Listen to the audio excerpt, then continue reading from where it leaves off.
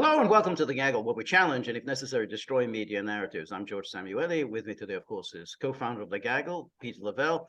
And today we're honored by a special guest. That's a good friend of ours, good friend, of course, of Crosstalk, Patrick Henningsen, who doesn't need any introduction to our audience. He's a podcaster, author, journalist. And so welcome, Patrick. And I thought we'd, obviously we haven't spoken for a long time, so there's a lot to get to. But I want to just kick things off because this is a special day. I mean, in London, Ursula von der Leyen, the EU commissioner, has arrived and is meeting, even as we speak, I think, with Prime Minister Rishi Sunak. And then later on, she'll be having tea with King Charles III. And the item on the agenda is this Northern Ireland Protocol, this outstanding issue between the UK and the EU, whereby the EU barrier was built right in the middle of the Irish Sea. So Northern Ireland was essentially left out of Brexit, and Northern Ireland effectively remained a part of the EU, much to the consternation of certain Brexiteers, and particularly the Democratic Unionist Party, which has now walked out from power-sharing government in Northern Ireland. So it looks like they're trying to iron out all outstanding issues, because even as we speak, the delegation from Serbia and Kosovo are meeting in Brussels. It's not just delegations at the highest level. Alexander Vučić, the Serbian president, is in Brussels, and they're trying to normalize, what they call normalized relations between Serbia and Kosovo, which involves obviously de facto recognition of Kosovo.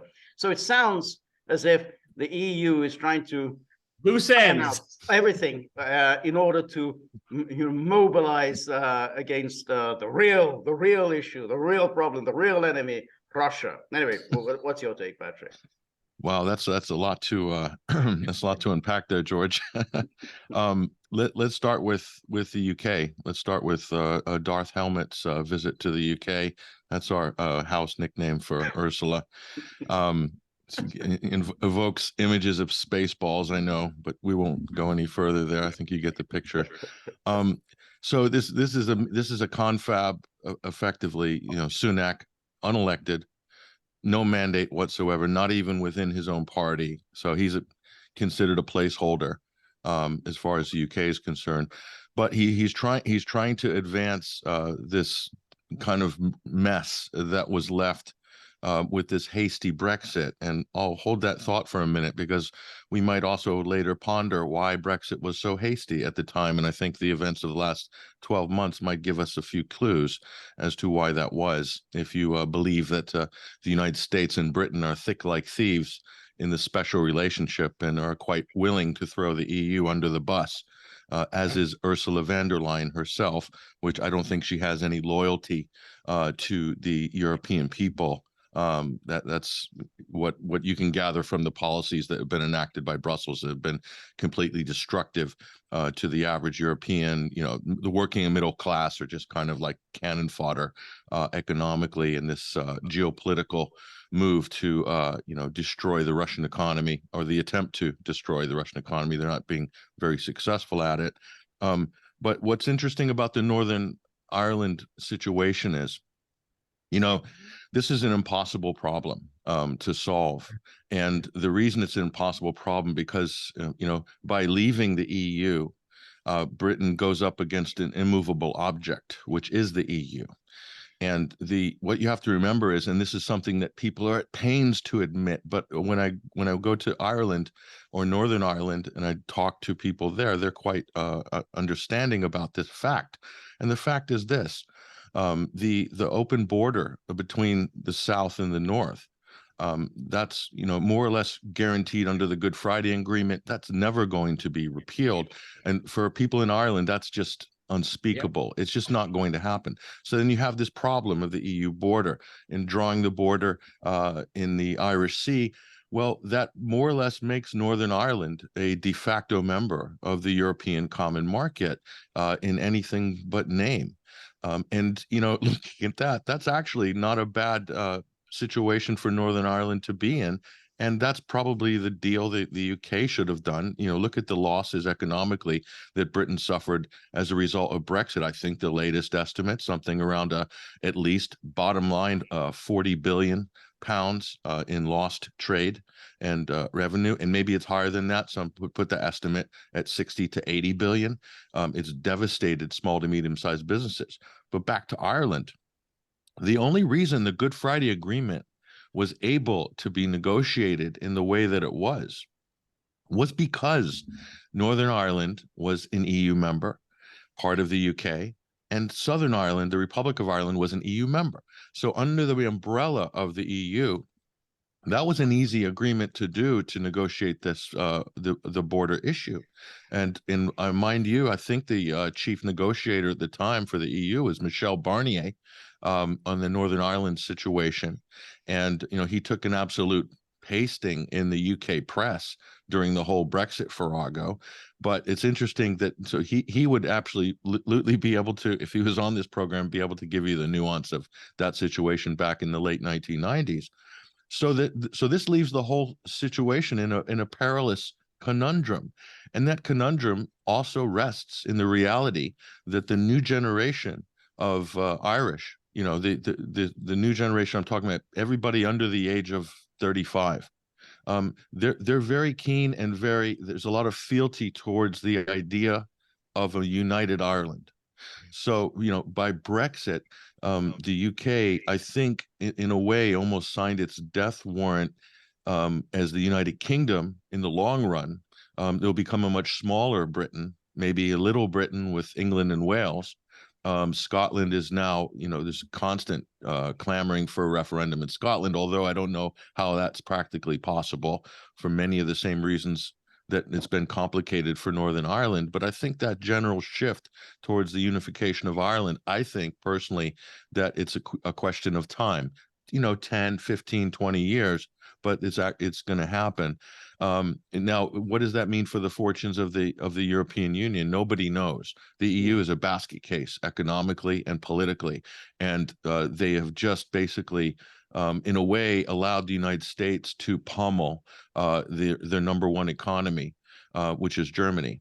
And so that doesn't bode well. And France as well. France has not fared well from the Russian sanctions, from this irregularities in the energy prices, and also becoming a net importer, on the way of becoming a net importer of energy, which is outrageous for France because it had, per capita, the world's largest nuclear fleet in the world in terms of civilian energy production, was a net exporter.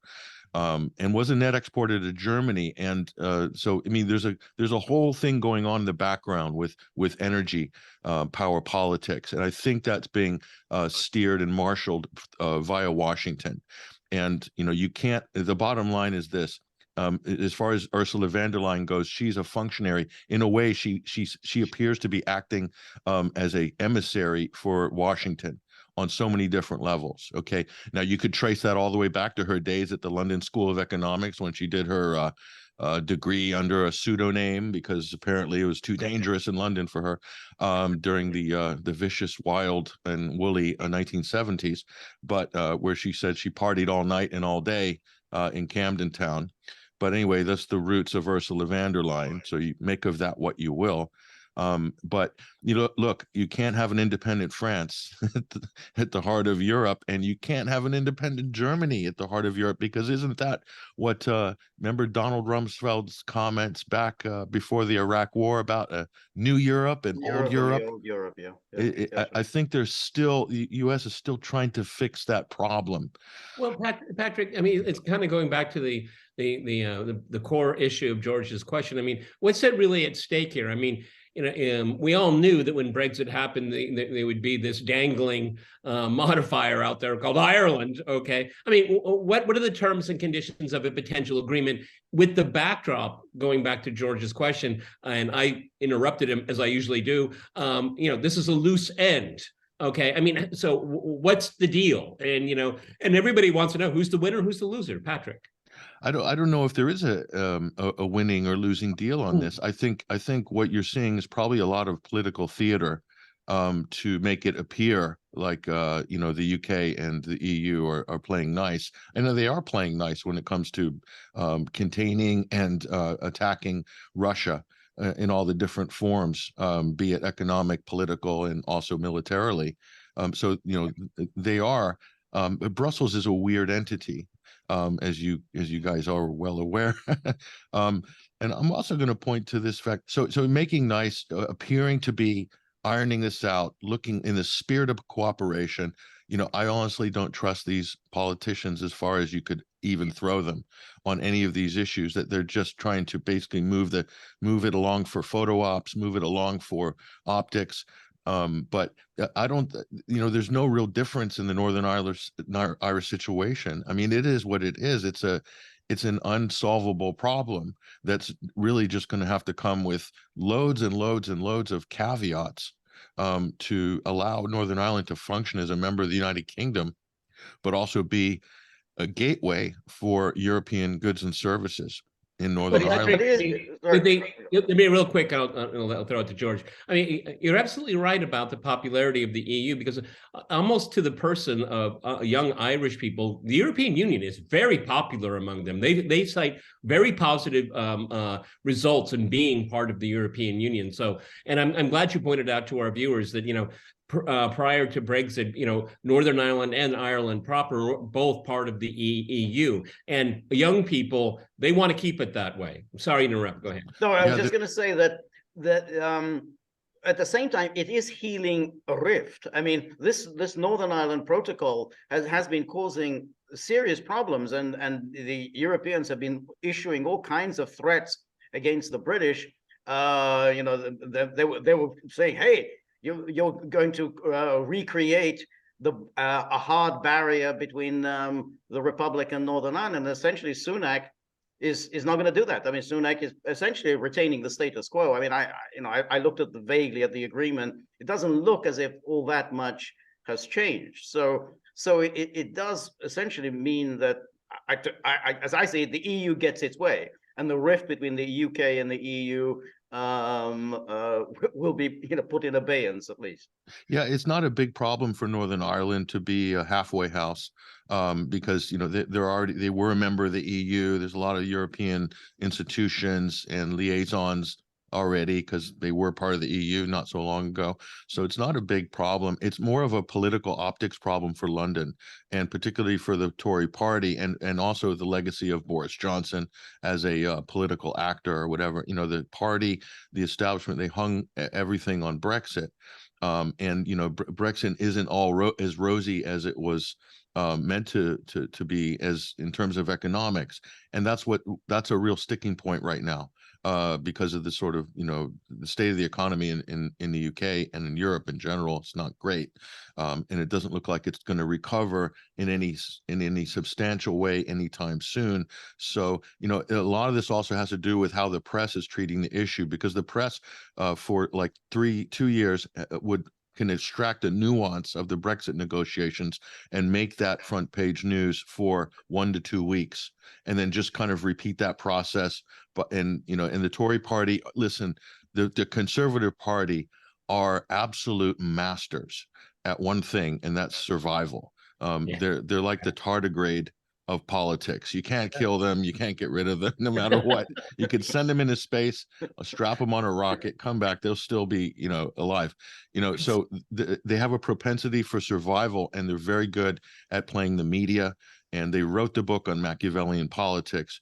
And in many ways, Brexit, although I don't think Brexit was pushed at that time by David Cameron in 2016 alone, as there was no pressure from the public. You have to remember this. There was no uproar demanding a Brexit from the British public in the run-up to the referendum in 2016. So it begs the question, why was it tabled at the time? And it's very hard to get a straight answer on this, even from the experts. It's all very murky, okay?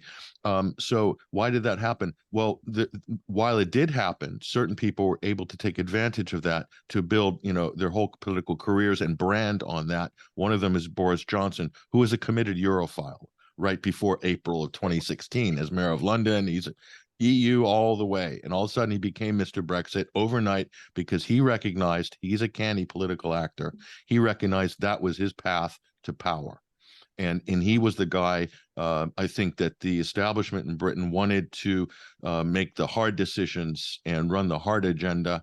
And certainly he did that during the so-called, pandemic from 2020.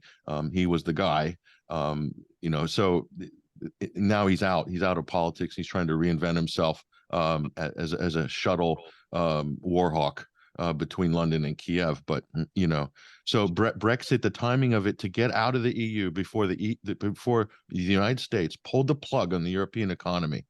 I mean, the timing of that is just uncanny. And I think, why the rush? Why were they just so feverishly rushing to finalize Brexit in 2018 and 2019? What was the rush? And I honestly think it has a lot to do with what has unfolded with Ukraine and Russia.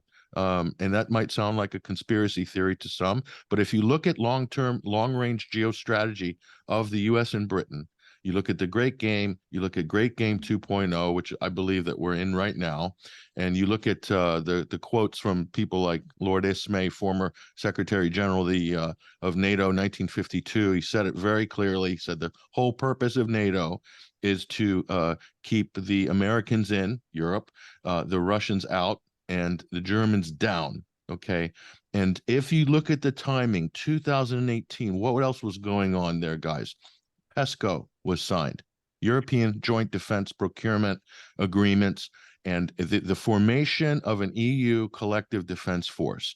That poses a serious problem for Washington because NATO has always been the glove in which the U.S. can insert its hand to dominate and steer European politics and European economy. Okay, so that's no longer an issue now. Did you notice that? How many have EU military unification? Has anybody heard it even mentioned?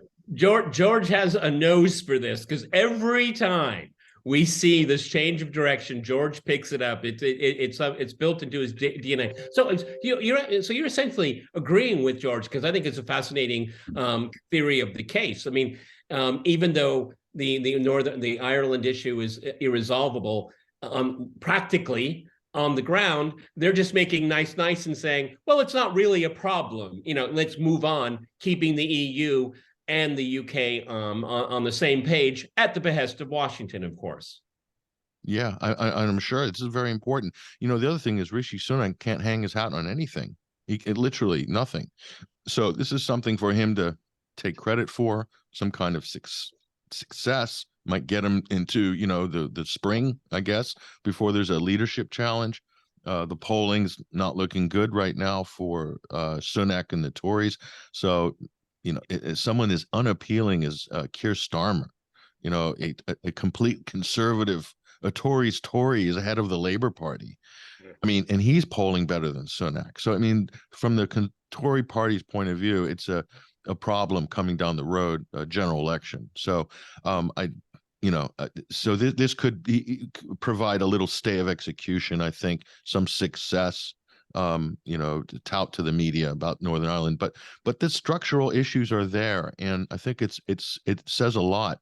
This whole relationship with the European Union. By the way, I'm not pro EU by any stretch of the imagination. As a political union, I think it's a complete disaster, and it's robbed the sovereignty of individual European countries. But it's also, though, provided some kind of weight and benefits of membership on the economic side, and also for smaller countries. Smaller countries have a tendency to gravitate and to want to be part of a larger union because it gives them a bigger platform and more status. Cyprus is a good example. They had every opportunity to bolt after the financial collapse. They were absolutely shoved down the toilet by the Greek financial system and by Wall Street and by Brussels, and then asked to have a haircut, a 30% haircut. Wasn't their fault. They could have bolted. They had every opportunity and a moral imperative to do so, and they wanted to stay. They wanted to be part of the union because the average Cypriot believed, and I learned this from interviews I did at the time there and covered that story. They believed they earned the right to be in the EU, that they achieved something important for the country. And so but Patrick, just going back to your conspiracy theory, because it's kind of in our wheelhouse. So I mean, just trying to figure this out now. The United States would then be basically in favor of Brexit, as Trump was. Trump was wholly in favor of Brexit because it weakens the EU, but it keeps London on side with Washington, and US continues its domination of Europe through NATO, and therefore it maintains its hegemony over Europe. I mean, you know, Trump who basically seemed to be saying, "Oh well, NATO's come and gone," but what Trump really said was that I don't want any kind of autonomy, any independent thinking about security. You know, that it has to be everything has to be under American auspices. So it seemed like he was against NATO, but no, I mean, he wanted even stronger American control over the European security. Yeah, and who was pulling Trump's strings at the time? One of the strong people probably in the background was Mike Pompeo, and you have to understand Mike Pompeo is a creature of the military-industrial complex. That's how he achieved his rise to prominence, to financial prominence, to political prominence. And you look at the types of people who back him and are backing his run for president and positioning him as the de facto vice presidential choice for whatever Republican nominee comes out of the primaries. Watch that space, because that's your next Dick Cheney, potentially. So he would have been looking out for the interests of the military-industrial complex in the United States. So PESCO, as a European unified military strategy, that presents some problems for the U.S. defense contracting matrix, and also the British too. The British and the Americans are very intermarried, also in defense as well, and so that potentially takes them out of the market, or at least out of being able to call the shots on who's buying what, and stocks and things like that. And look at how NATO has turned this situation in Ukraine into a basically recycling operation to get especially Eastern European countries to liquidate all of their old Soviet era or MiGs and all this stuff, turn that into scrap metal in the Ukraine, and then backfill it. So when they say we're going to backfill, we'd like Poland or such and such, the British are like, Poland to send its MiGs to Kiev. Don't worry, we're going to backfill those with new Typhoons, or the U.S. with new F-16s or F-35s or whatever. When they say backfill, they're not going to give those to those EU countries or those NATO countries for free. They're going to buy them. Okay, this is the ultimate protection racket. NATO has become an international protection racket, literally by the letter. It functions exactly like a mafia protection racket. Buy our weapons, and we'll protect you, and buy our fuel as well. Buy our gas. Don't buy the gas from that guy. You're going to buy our gas. It's a little bit more expensive, but think about the protection you get from us. This is just, it's so obvious on its face how this is being engineered. Tony Soprano would marvel at this. Yeah.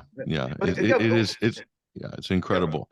What about the other part of my original question? How do you see the Serbia-Kosovo aspect to it? Sure. Hold on one second. Let me just readjust. Yeah, Serbia-Kosovo is also an interesting thing, because President Vučić in Serbia is having to do some incredible pirouettes. And the only other world leader that can pirouette better than Vučić is Erdogan in Turkey, the dervish. So Serbia is, listen, Serbia has leverage. Serbia has incredible leverage. One of the best pieces of leverage Serbia has is they're one of Europe's top ammunition manufacturers, and they sell to everybody. When I say everybody, I mean everybody. There is no color or loyalty when it comes to the export of Serbian ammo. The only problem that Serbia is having right now is making sure they have enough stock for themselves, tucked away. So in terms of Kosovo, that's also a very difficult problem, politically, for any Serbian leader to formally recognize Kosovo. That's tough. That's a tough one. That comes with some price to pay politically, that's for sure. But Vučić has been very adept at playing this dance between the European Union. There's an anti-EU sentiment that I believe it seems to be in Serbia. There's also a pro-EU support bloc there too. Same with NATO. There are many, maybe more people that do not want to be a member of NATO for the reasons of not being dragged into the Article 5 trap. So maybe Serbia wants to be more like Austria with more pro-Russian leanings in that sense. So difficult position. Luckily, I don't want to jinx here the situation, but Vučić seems to be, to my mind, a very adept politician. And able to do some incredible moves to try to keep everybody kind of on side-ish. Very difficult to do. George and I've been following this because George's expertise with the forcible and illegal breakup of former Yugoslavia. Vučić, he's a remarkable creature because he's one of these people that thinks he can have it both ways and get away with it. I have a hard time buying that. Okay. But he's kind of doing it. And they do have leverage. Serbia has incredible leverage, and I think. But if there's a flashpoint in the Balkans, and this is George's wheelhouse 100%, and I would like to hear what George's comment on this is. If there's a flashpoint in the Balkans, it may not actually be between Serbia and Kosovo, although this is a hot situation that has built up over especially the last sort of 12 months between in Serbia and Kosovo. But Bosnia-Herzegovina, there's, the Soros machine is busy with fomenting all sorts of color revolutions, the U.S. State Department, all these NGOs. Samantha Power will probably parachute in there any moment now with her USAID parachute to do some democracy training to help the new secular Islamic female whatever in Bosnia have their voice heard by the West. Who knows? You saw what happened in Iran. I think that's I agree with you. I think Bosnia-Herzegovina is much more likely to be the scene for EU-NATO intervention, because then they can present, the Serbs are threatening to secede. We have to use force to stop the secession. Of the Republic of Srpska. Exactly. And Republic of Srpska is already so demonized in the media that they say, hey, this fascist statelet wants to go its own way. This is Putin's doing. We have to use force to stop this creation of the fascist state in the middle of Europe. So there's a whole, propaganda, apparat ready to go into action. So I agree there. But going back to Peter's point, I mean, the Vučić really has great difficulties pirouetting, because he's also being put under a lot of pressure to come out against Russia, and particularly to join the EU sanctions regime. And I don't know how he can basically continue along this line, because if he says, well, I want to go down this EU path, but the EU path means you have to join our foreign policy. I mean, it's very simple. You're not going to go down any kind of EU path unless you join our foreign policy. And that means you have to reject Russia. And everything that Vučić has said, he's trying to be very cute. Well, we don't recognize Crimea as part of Russia. We don't recognize any of Russia's conquests in Ukraine because we want to retain our legal claim on Kosovo. Well, you can't make that argument when you're abandoning your legal claim. Essentially, I mean, by de facto recognition, you're basically abandoning the legal claim. So he's trying to be very cutesy, too clever by half. I don't think it's going to work for him, but I mean, obviously you don't quite agree. No, well, look, the Republic of Srpska issue is really interesting. I mean, I don't know what the population there is, but is it something like 3 million? Something like that, maybe in that. Less, so, if that was joined, and there's a lot of political moves that have been made in the last couple of years to bring that situation more in line with Belgrade, like recognition of certain holidays and things like that, memorials, but that would seriously bolster Serbia economically. from a human capital point of view, but also from a territorial point of view. I mean, that's a major, major asset if they were to come together in much the same way that if, for instance, Transnistria was able to join the Russian Federation, obviously with the unresolved issue of Odessa, which will continue on into the future. So there's some parallels there. But I think the point you made, the point you just made, Peter, I believe as well, about the EU foreign policy, that's the key concept. That's the key concept, because this is why this is one of the fatal flaws in a joint European defense arrangement.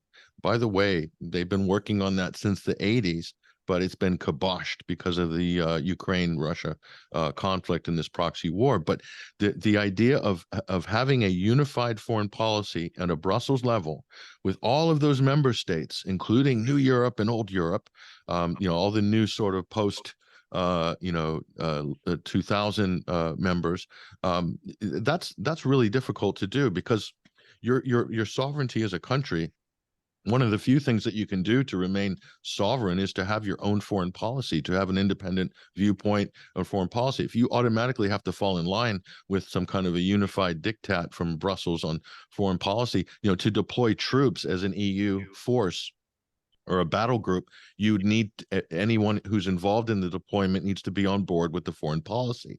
Easier said than done. Easier said than done. And that's the fatal flaw. And really, I think that's the thing that will make it unworkable. And this is the thing that Brussels will never, I think, be able to do successfully ever, is to iron out and have, some kind of consensus on foreign policy. I mean, look at Hungary.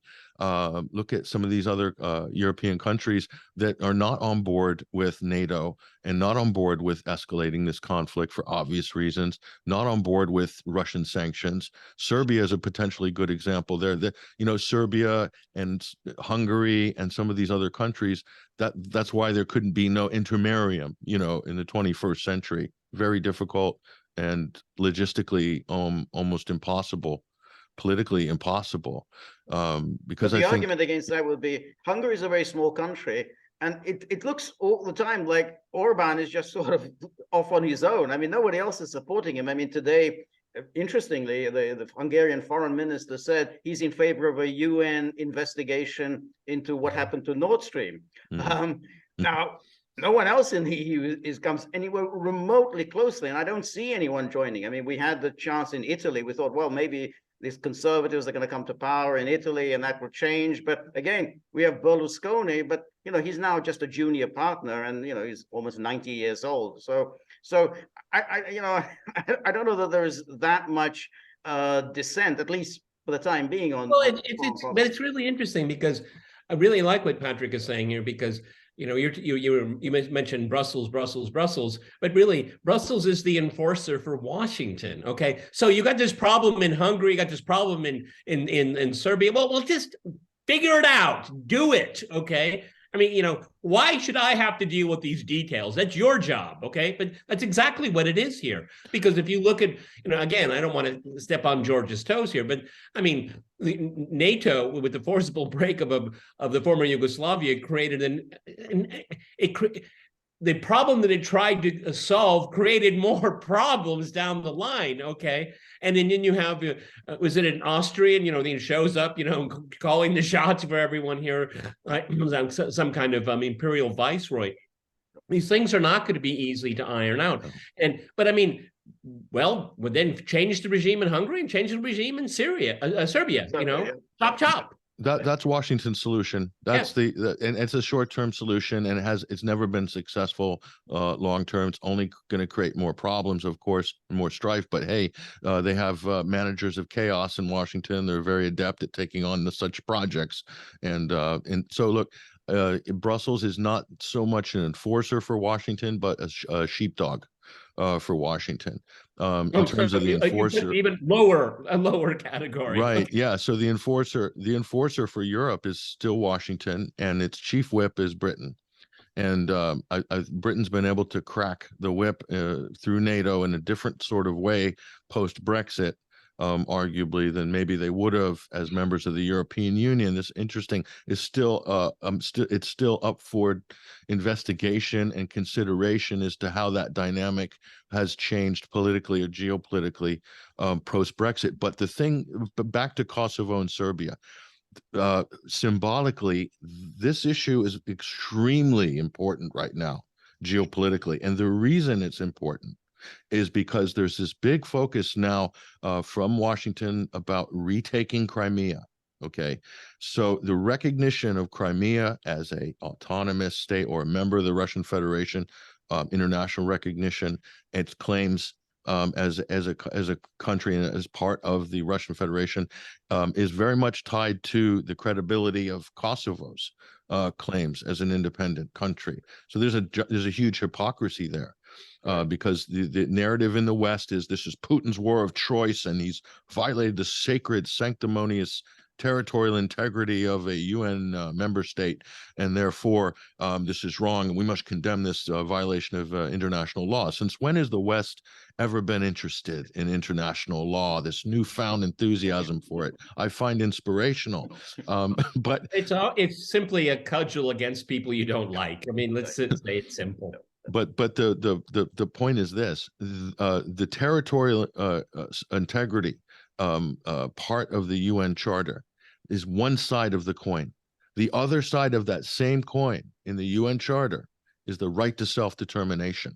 Okay, and throughout history, and this is the argument that I'm making to the hawks when I debate them in the Twitter spaces, all the Fox News pundits and ex-CIA analysts, and they're all in there pushing the same exact propaganda. It's so funny to see conservatives in America who are pushing the democratic neoliberal nation building responsibility to protect line, and we both know there's just a thin cigarette paper between the neoconservatives and Samantha Powers of the world with the R2P doctrine. It's John Bolton included, all of them exact same thing, and no surprise to all of them coming out of the Chicago school, all really to the core Straussians, radical pragmatists for empire. But this is the argument that I make to them, is that you have to understand in history that nations fail. Nations that have a multi-ethnic or a multi-national makeup, or federal states, attempts at federal states. As soon as the government in power raises the military against its own citizens, and then starts to treat people differently within a country because of their ethnic or their language and things like this, then when you have civil war, then at that point when you have civil war, you are on notice as a failed state. And many states have failed from the point of civil war until the civil war is resolved and new borders are drawn. It's happened many, many, many times in history, and Ukraine is no exception. Ukraine became a failed state. Yes, no, I think that's right. But the problem was that since the West recognized the idea of unilateral secession is okay with us, particularly in Yugoslavia, they essentially, undercut the order, the post-1945 order, no changes, in any borders. I mean, that was it. That was the view from 1945 on, especially after the Helsinki Final Act. But instead, the West rushed in without any attempt to mediate or try to resolve outstanding issues. No. Boom. We have to recognize these unilateral secession immediately. Can't wait. Well, that's it. They undercut any position that they can take. They can argue what they like about Crimea or Donetsk and Lugansk, but that's it. I mean, once you accept this principle, unilateral secession is okay with us, then you don't have any basis for your position. And Kosovo could still remain in stasis like Iraqi Kurdistan, exactly, not recognized by any of its neighbors. Look, and not only that, at the same time, the U.S., Britain, and others, they're pushing the secession of northeastern Syria as a sort of Rojava state.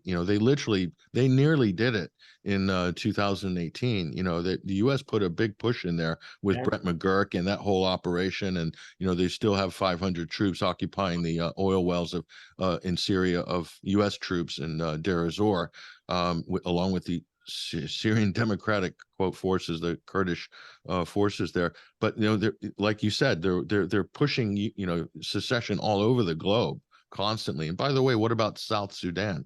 Yeah. That was a real quick job, wasn't it? They had that wrapped up in Yep. with a bow on it in 6 months. Yep. That was incredible. Yep. CIA, of course, wasn't involved in any of that, especially along the Ugandan border. Nothing to see there move along. And Israel is also was intricately involved in that operation too, and has a big presence in South Sudan still, business-wise, as a result of that move. And China was cut off from their oil supplies, cut off because of that splitting of Sudan. That's an interesting development, isn't it? How that happened. China lost their sea access because of that. But yeah, George, you're absolutely right. And, it throws a grenade into the whole international law conversation. They've undermined the whole, sanctity of international law through the forced breakup of Yugoslavia, and then trying to pry a piece of Serbia off it, and then create a NATO protectorate. Yep. A NATO protectorate in the heart of Europe, and so that's always going to gnaw away. But then again, with all this hypocrisy, and this is the hard part about having this debate, especially with liberal internationalists or Democrats or people who identify, especially on the left, who are vociferously anti-Russian at the moment in America. All of this, if you have hypocrisy, clear hypocrisy, and you show it, everything reverts back to realism at that point. It reverts back to realism. So the number one considerations at this point, and I say this to the neocons as well, and the chicken hawks, because they need to hear it. The number one consideration is the national security priorities of the great powers, particularly nuclear powers and UN Security Council members, Russia being one of those, the United States being another. So the security considerations, indivisible security considerations of the US and Russia are non-negotiable. They're non-negotiable for Washington if anything happened in the Western Hemisphere, and they will be non-negotiable. They should be seen as such with Russia as well. Well, but Patrick, that's why they never phrase it in that way. Okay. It's autocracy versus democracy. Okay. Right. It's about men having babies. Okay. That's why they'll never, ever do that, because it's an irrefutable argument. You can't argue against it. History, you look at history, and I revert back to John Mearsheimer, who's been like absolute gold on this in the last 12 months. You should show me any time in history where the great powers will put international law ahead of their own national security interest, especially as existential interest. And the answer is zero. And exactly, and the best example of that is, of course, the Cuban Missile Crisis. Nobody presented the argument, well, Cuba has the right to station any missiles it wants, particularly as only a year earlier it had been subjected to an invasion from the United States. So, no one's, everyone was like, oh, well, Jack Kennedy. Cuba wanted to be an honorable member of the Warsaw Pact, and it's a voluntary organization, and everybody's and it's defensive. It's defensive, right? So yeah, defensive alliance, and all these tropes. And so yeah, the irony of the Cuban Missile Crisis is most people would obviously side with John F. Kennedy and the United States on that in America. But the position that Vladimir Putin and the Russian government is in right now is arguably many times more critical than the Cuban Missile Crisis, because you're talking about all kinds of vectors along the Russian border, from all the way up to almost Scandinavia, from Kaliningrad all the way down under potentially to Georgia, with NATO enlargement, plus Ukraine being an honorary, already a de facto NATO state. That's another thing. Ukraine is already a member of NATO. Yeah.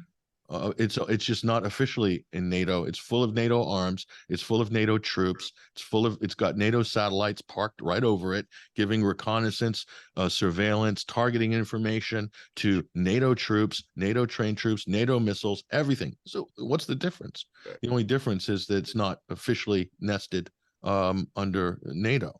So that's a huge existential direct threat. It would be inconceivable for Washington to accept anything like this. And by the way, let's reopen that conversation. I know, Peter, you're an avid historian, so you'd be very interested in relitigating this case, which is the Mexican-American War and the annexation of Texas. And the more we look at this, the more incredible it is, and a nice overlay to the situation in Ukraine. And the other thing, and the British should also appreciate the sensitivity of this, because it wasn't so long ago during Home Rule in Ireland where the Ulster Volunteers were under threat. Who came to their rescue? London did. And then we have now a state of Northern Ireland as a result. So what I'm saying is that none of these justify or don't justify what is happening in Donbass or what could happen in other areas of Ukraine like Odessa, but it should at least give pause to politicians and intellectuals in Britain and the United States to reconsider in the larger scheme of history exactly what arguments they're trying to make at this moment in time and what the potential consequences for their positions might be going forward in history. And that's what's so interesting. I mean, Peter and I talk all the time about websites like Responsible Statecraft, that they never acknowledge what you just said, that, you know, you have to then accept reality. And the reality is you cannot expect a great power to tolerate its adversaries surrounding it with military bases. And they go, oh, Putin's unjustified invasion, or Putin's, you know, this is brutal attack and whatever. What do you expect? You know, how, you know, and you think something called responsible statecraft would realize that's responsible statecraft. You don't, you know, park your missiles on somebody else's border. And it's also really important to point out, you know, all three of us are historians here. Borders change all the time. Right. I mean, there's some great YouTube videos, you know, how Europe changed over the last 300 years. Okay, how Africa's changed over the last 500 years. I mean, again, I'm all for the basic tenets of self-determination and the sanctity of border. It's a good point of departure. Okay, it's a baseline for everyone, but it doesn't cover every single situation. And as George and I have been hammering away here at the Gaggle, is that the biggest mistake a great power can do is take on another great power, because you can lose. Yeah, and also just the lack of understanding and the lack of ability for people in Europe, specifically. I'm going to lay most of the blame on Britain and the U.S. because they seem to have a very comfortable catbird seat outside of the action, and yet they're still directing affairs from a safe distance on that. Britain outside of the EU and outside of mainland Europe, and the United States with a whole ocean apart. And the disposition of Russia as a country throughout history is very different than the disposition of the United States. Even if the United States is 1,000 years old, the U.S. is endowed with great geographical assets, namely the Atlantic and the Pacific Ocean, friendly neighbors to the north and the south. The chances of the U.S. ever being invaded are slim and nil and none. But look at the history of Russia over the last 1,000 years. And so that shapes the people. It shapes the attitude. It shapes their self-identity, their sense of their national identity, their national raison d'etat as well is shaped by that history. And there is no mountain range protecting Moscow. Well, all the more so, Patrick, is that, in the last 100 years, the greatest threat to Russia has come from the West, okay? And as George has aptly pointed out a year ago, is that Russia is facing the same correlation of forces. You have, in 1941, you had a more or less united Europe minus the UK. Now it is with the UK and the United States. Yeah, exactly. And it's one of the things, just as a, go off the rails a little bit here, is that, I too consume the same news that you guys do and wince all the time with this lack of historical knowledge or even a modicum of IQ, is that, Russia is surrounded, it's isolated and all that.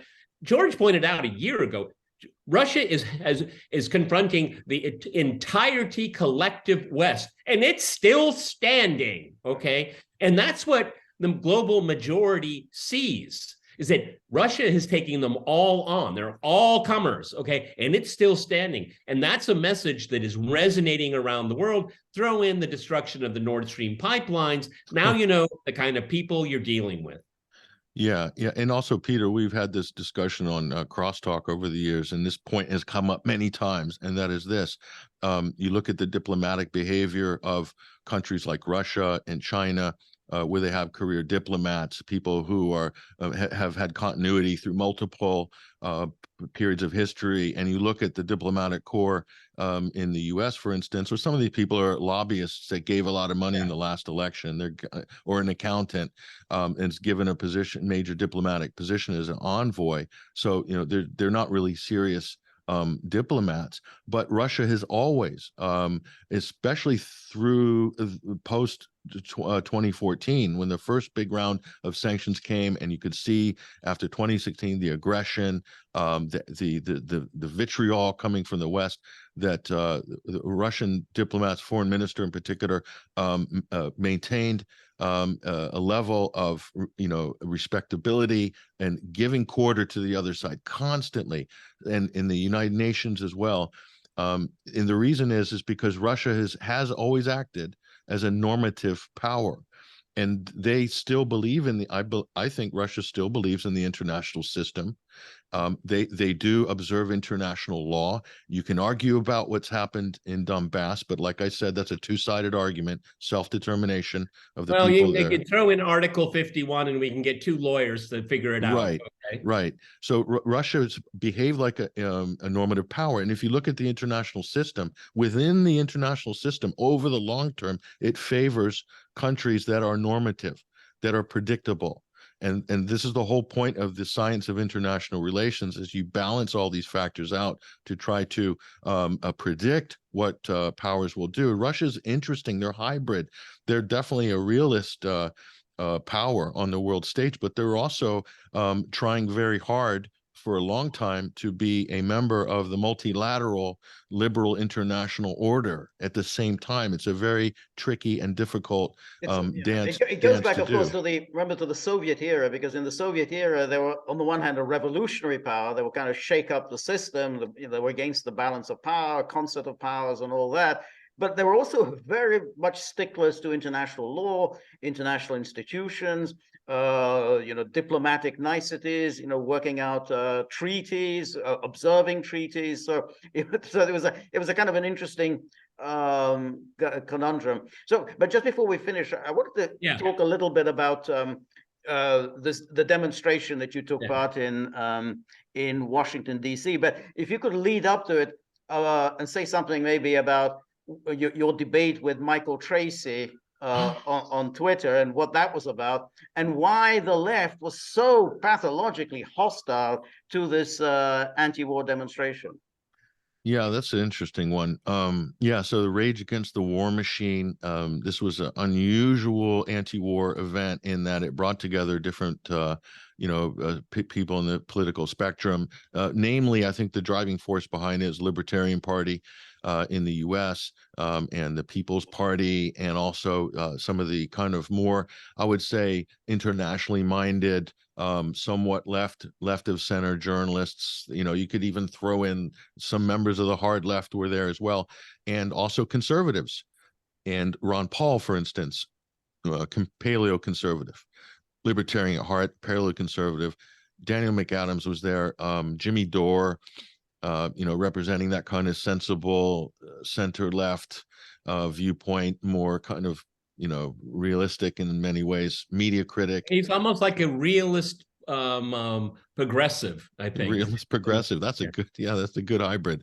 And so it was a really good motley crew that basically put down their differences, and it wasn't without arguments and differences behind the scenes. I could tell you I could feel some of that, but they're willing to sort of. Scott Ritter gave me a little background on that. Oh yeah, exactly. Scott's story as well was part of that, but in the end, it went off. It happened. It's part of history. The turnout was good. It's hard to get people to any live event in the United States in the days of the social media and internet, because people like to protest virtually now in the United States. They don't like to physically get out and do anything. So, but if you can bring 5,000 or 10,000 people together for anything, especially in Washington, D.C., it's a huge accomplishment. To do that outside of mainline partisan politics is a very difficult thing to do. They staged a very nice event, very good event, I think very effective, and very memorable for the people that attended it. And so that was very positive. The problem was, I think there's a lot of trepidation on the gatekeeping political left in America, because and what it comes down to is this. And Peter, I know you're going to laugh when I say this, but there's a lot of disaffected Democrats who are sort of embarrassed to identify as being Democrats. They tended to support Bernie Sanders, not because necessarily as a real anti-establishment left populist candidate, but they secretly like Donald Trump, but can't admit it publicly. They don't hate Russia, but they feel like they have to say Putin's a bad guy because it's a social caveat that's required in America. If you're anywhere left of center right, you have to issue the caveat. Well, Putin's not I'm not saying Putin's a good guy. He's a brutal dictator, but we shouldn't be pushing Russia. So Michael Tracy, I think, is a great journalist. I mean, I've been such a big fan of his work for a very long time, but he was triggered by this event. And I just kind of intervened on Twitter to try to give a more of a common sense, inject a little common sense in there. And what I realized was something very interesting, in that when you're having a debate about anti-war, and Michael Tracy, his argument was that you can't call this an anti-war event because it's supporting a Russian military operation. Or some of the speakers, he was referring to Jackson Hinkle, who's a really popular young YouTuber and has a good show. I think Rumble is his main venue now, but he's saying Jackson Hinkle's speaking, and he can't say this is an anti-war event because he's pro-Russian. Look, and the point is this, and I made this to Michael Tracy, and I'll make it to anybody who's debating on this. You can support Russia's decisions, its actions. You can support Russian actions. You can rationalize Russian actions and still be anti-war, because you can do this from a realist position. And this is about levels of analysis. And I learned, really, what I learned was, and I might have been in the same position as Michael Tracy 10 years ago. I might not have been able to intellectually navigate this, because if you don't have a realist discourse, or you don't have an understanding of international relations on the basic great power politics level, which is realism, then you can't navigate and referee this type of debate, because it's naive to think that that you can demand that Russia withdraws to the 1991 borders of Ukraine. There's about as much of a chance as that happening as Israel withdrawing to the 1949 borders of Israel. It's not going to happen, no matter how much you throw your hands in the air. But see, this is what the corporate legacy activists, pro-establishment elements do. I mean, it was a pro-peace demonstration. Okay, you can understand Russia's actions, but you can still be for peace. They're not a contradiction. As a matter of fact, I will go much further and say NATO failed. That's why we have this conflict in Ukraine. NATO is the problem. It didn't create, it didn't project stability. It's certainly not supporting democracy in Ukraine. And it's essentially a catalyst for international chaos, okay? But I'm for peace. And I'm on my program, this is what I say over and over again. The Russians talk about security, and a lot more security. That's what they talk about. They are not, the West does not want to frame the conversation in those terms, okay? Because the West wants either we win or we can't lose and they must not win, okay? But that's not solving the problem, okay? No. And peace should be indivisible. Okay, peace for everyone. And I think that's the point, that what Tracy calls pro-Russian really isn't pro-Russian. I mean, it's a position of that Russia is entitled to demand and expect respect for its security needs. It's something he's been repeating decade after decade and has been resolutely ignored. So just simply saying pro-Russian was completely misleading. I think it's out of fear too, because you get scared when they see things happen, or you see an event like that. It could be politically intimidating to some people, because especially people who can't see how they themselves can fit into that group that's coming together, because they might get chastised or attacked by their colleagues or their own political cohort. That's just human nature. But yeah, you're absolutely correct. And also the point is, if it's a Western demonstration, anti-war demonstration, anti-NATO demonstration, the target of this demonstration is Western governments, Western policy, and not Russia. Russia, you could even approve of Russia's actions militarily, theoretically, and it's neither here nor there, because the point of the exercise is to put pressure on your own government to change its position, its foreign policy, and to sort of rein NATO in, which is by the way, NATO is a supranational organization that has accumulated way too much political power, to the point where you have NATO members who are saying, and multiple British and European politicians, and Jan Stoltenberg, of course, being the ringleader of this talking point, that we need to defend NATO territory. Where is NATO as a country? Like, when did that happen? When did NATO get territory? It has members, and members have their own territory, and members should have their own foreign policy, not NATO's centralized foreign policy. That is the core issue. Same discussion with Brussels. And on top of it, NATO territory, as it's called, is not under threat. Yeah. At all. Right. It is under threat, and I'll end this because I know we're out of time, but you talked about the Cuban Missile Crisis before, and how real that is. Because of the Cuban Missile Crisis, because of that event, you had the ABM Treaty in 1990. The SALT Treaty is the case. 1973. 72. Yeah, ABM 72. and SALT. You then had the INF Treaty, Intermediate Nuclear Forces Treaty, SALT Treaty. You also had the Open Skies Treaty.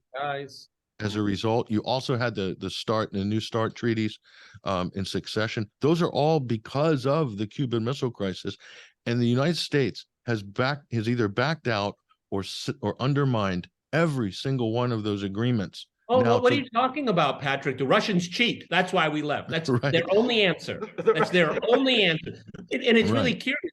That accusation is a indirect admission that it doesn't work for us.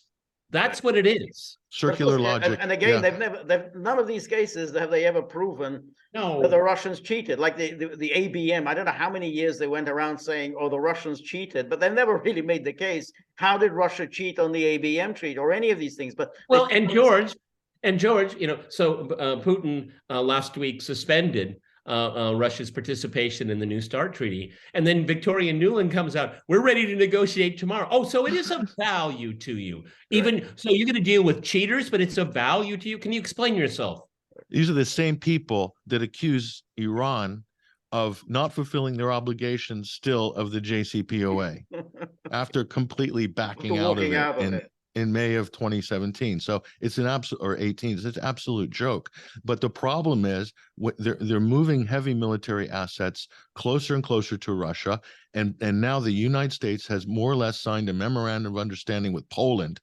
And there's a lot of movement to have permanent U.S. bases in Poland. So the U.S. wants to move that Iron Curtain, that new Iron Curtain that used to be in Germany. They want to move that further eastward, that if there's no military a victory to be had in Ukraine, and it doesn't look like there is for NATO, just losses for Ukraine and some losses for Russia as well, losses for all sides, unfortunately, but losses mainly for Ukraine.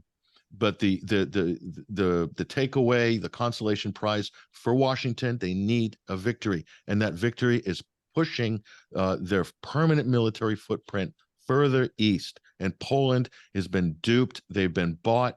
They've been promised all sorts of things by Washington. They've been given cash. They've elevated certain nationalist characters in the Polish political hierarchy. They've attacked the anti-war demonstrators. They're arresting them. They're censoring like crazy on social media. Any anti-NATO conversations in Poland. It's unbelievable, and it's acting anything like a democracy. And that's in like Europe. You know, the European values. There's no free speech on this issue in Poland without consequences. Okay, and the reason is because for Washington, that's the win. No matter what happens, that's their hedge. They need to come with a victory. The victory is expansion of NATO, Finland and Sweden. I will even go further, and I've said this quite mockingly recently, is that they will declare victory because they stopped the Russians. They didn't make it to the English Channel. We win. Right? Yeah. Right, but I think the other thing I think is to move their ballistic missile defense systems ever closer to Russia. That is a real concern for Russia. I mean, they already have it in Poland, they have it in Romania. They're going to keep moving them, and that's something that's a real concern for Russia. And I think that's what they're going to keep doing. And as you say, they're going to hail that as, you know, that's something we got out of this. And in the absence of any bilateral, multilateral agreements on missile defense and nuclear security and all of these things, without anything in place, that push is completely untenable for Russia, and it's going to evoke some kind of a stern reaction at some point. Okay, and that's the whole point of this, is they're really playing with fire if they think that Russia's just going to be blasé in the face of this level of aggression. You know, having a Western hypersonic missile 7 minutes in the air from Moscow, unacceptable. That's why I said at the very, very beginning of all of this, Article 5 is going to come into play, because, you know, at one point in time, and I'm agreeing with both of you here, you move these very offensive, dangerous systems closer and closer to Russia's border. Russia's going to turn and say, look, we're not attacking NATO countries, but we're going to attack this installation. You get my drift, okay? And they will have no choice but to do it. Well, that's right, because if they think that and George and I have had many nuanced conversations about what Article 5 actually means. No, I think that's right. And I think if you keep moving your ballistic missile defense systems right on Russia's borders, you're essentially going after a first strike capability. That's really an existential threat, and Russia's not going to tolerate, you know, the Americans developing a first strike capability against them. No, and the problem right now, the conversation is being dominated by military heads about strategy. Oh, maybe we can win. This is how we'll get the upper hand. There's no diplomacy going on, and it you know, at its core, how we've got to this point is a political problem. I don't like politics any more than the next guy, but it is essentially at its core a political problem in the U.S., a political problem in Britain, and a political problem in Europe and Brussels. And therefore, the solution is going to be political. If there's going to be a really workable solution, it's going to have to be a political solution, not a military solution, because we're getting to that point where they keep upping the ante militarily on this situation, and there's going to be a fallout from that, and it won't be pretty. And the straw man argument in the West is, because they live in fantasy land, a lot of people in America, that, oh, it'll never happen because, you know, both powers have enough nuclear weapons to destroy the world 7 times over. No. There are worse things than destroying the world 7 times over, and that is a limited nuclear exchange between 2 powers, 2 cities on one side, 2 cities on the other, 10 million over there, 10 million over there, and all of a sudden they're all waving their hands. Oh, this has gone too far. We need to negotiate a peace. This can't happen. And guess what? The post-World War III world order is going to be much, much more authoritarian than a post-World War II world order, because we have a whole lot of more overriding, quote, security concerns. Planes will be grounded, borders will be shut, energy supply lines will be bifurcated, economies will be devastated. And you think COVID was bad, multiply that times 10. And that's how complicated it could potentially be, plus all the surveillance, the war on terror style surveillance for international travel. I mean, it's the radiation zones, limited radiation zones, the economic impact of that. People are not thinking this through realistically at all. Well, And that's the problem. Yeah, I think this is really interesting. I think maybe a good time to pause, and we need to resume this conversation because there's so much to talk about. And the post-World War III environment, I like that as the next topic. Yep. Okay. Yeah. But everybody write that down on a post-it and put it in your wallet. That's the next topic. All right. So thank you so much, Patrick, for giving us your time. It's a really interesting, fascinating conversation. And remember, if you like the Gaggle, please like, share, and subscribe. See you soon. Bye.